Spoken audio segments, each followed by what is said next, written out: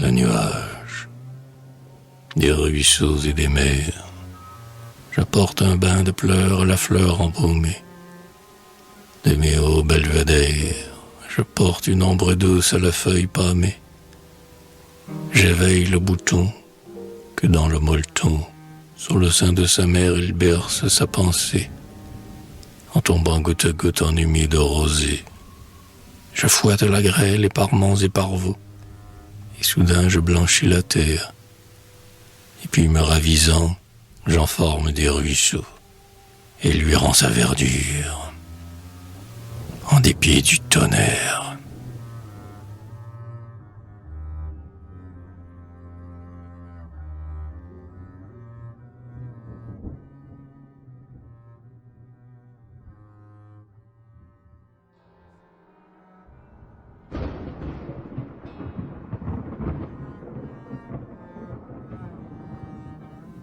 Bien au-dessus de moi, je t'ai mise la neige, et les hauts pins gémissent. Et la nuit, comme un roi, sur cet oreiller blanc mes membres s'assoupissent. Dans les castels de l'air, mon pilote, l'éclair, se tient, muet sublime, observant le tonnerre qui s'agite en dessous comme un foudre de guerre. Là, à travers la terre, à travers l'océan, bien doucement mon pilote me guide, prenant quelquefois son élan, soit vers les rocs aigus, soit vers quelque Atlantide. En quête où les esprits assemblent leurs divans, où plane leur fluide, jusqu'à ce qu'ils soient sûrs, sous un torrent, un mont, d'avoir trouvé l'esprit qu'il aime. Et moi, pendant ce temps, je me chauffe au plafond du ciel bleu, cependant qu'il se dissout lui-même.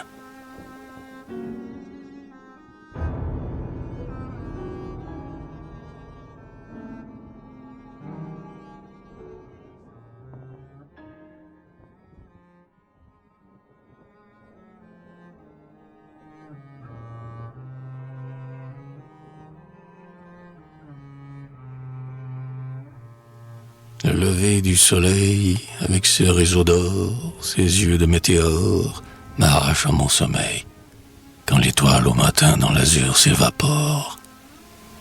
Tel sans craindre aucun choc, l'aigle peut sur un roc, ébranlé par la terre, asseoir son envergure, et de son œil de feu visager la nature.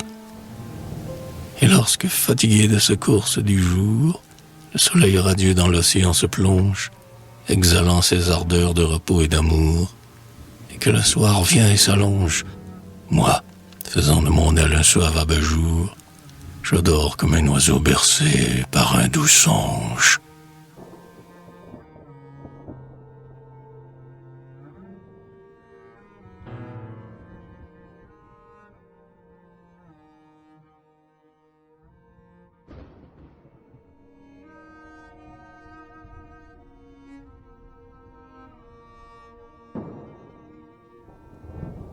Cette vierge au feu blanc que l'homme, en son jargon, appelle ainsi la lune, se glissant sur mes flancs en tapinois, parcourt ma transparente dune.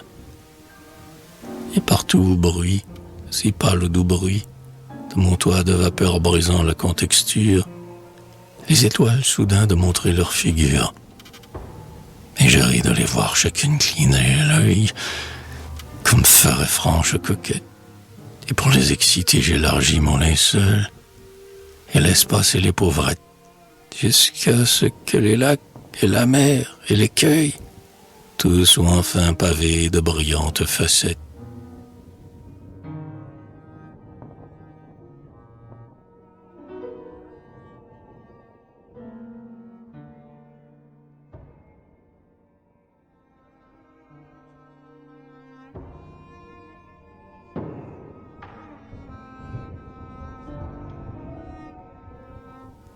Avec chaînon d'or pur, j'attache le soleil à la zone brûlante et la lune à l'azur, en roulant en anneaux la perle éblouissante. Les volcans sont blafards, les étoiles brouillards, lorsque les tourbillons déployant ma bannière, comme un soudain typhon, je vois l'atmosphère. Ah, quand je marche ainsi, j'ai pour char triomphal les puissances de l'air, neige, grêle, tonnerre. De mon fougueux coursier, l'univers est vassal. Mais bientôt renaît la lumière, l'arc aux mille couleurs allumant son fanal, vient éblouir le ciel et rajeunir la terre.